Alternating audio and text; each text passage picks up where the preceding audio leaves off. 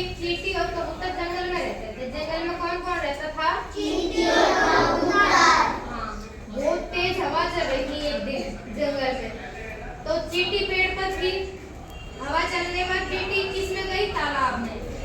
किस में गई? तालाब में। क्या चल रहा था जंगल में? हवा। कितनी तेज? बहुत तेज। हाँ, वो तालाब में गई। तालाब में जाने पर वो डूबने लगी, क्योंकि चींटियां पानी में नहीं रह सकती ना, वो मर जाएगी। हाँ, फिर हाँ मछली रहती है। फिर चींटी ना चिल्लाने लगी, प्लीज कोई मेरी मदद करो, मुझे बचाओ। क्या वो करो? क्या बोलते हैं फिर वो? मुझे बचाओ। हाँ, फिर वो था कबूतर। कबूतर ने उसकी आवाज सुनी। कबूतर ने एक पत्ती को तालाब में गिरा दिया। किसको गिरा दिया? पत्ती को। चींटी उस पत्ती पर तैरकर तालाब से बाहर आ गई। फिर ऐसे ही एक दिन कबूतर को जंगल में उड़ते उड़ते भूख लगने लगी और शिकारी ने बिछा रखा था जाल। शिकारी ने क्या बिछा रखा था? जाल। तो चींटी उसको देख रही थी जाल बिछाते हुए। उसने उस पर दाने डाल दिए और कुछ चिपचिपा पदार्थ डाल दिए, जैसे गुड़ वगैरह। उसमें ना उसके पंजे रह जाएंगे कबूतर में। वो ये सोचा कि कोई शिकारी तो है ही नहीं, तो मैं किसी को सचेत कर दूं, कबूतर आ रहा है। चींटी ने बोला।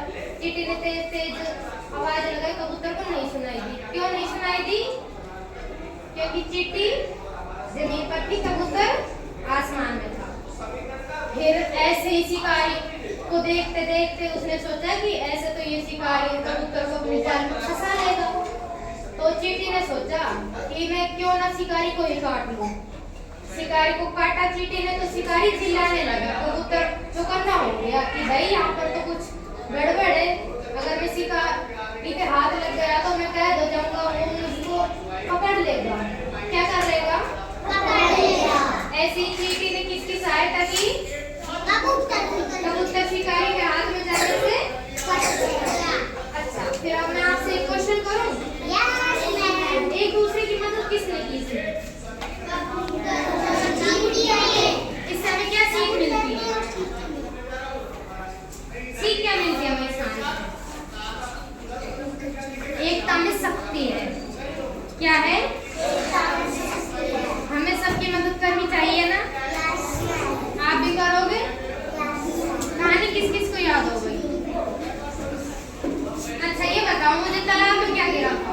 चींटी। अच्छा, फिर कबूतर ने क्या डाला था तालाब में?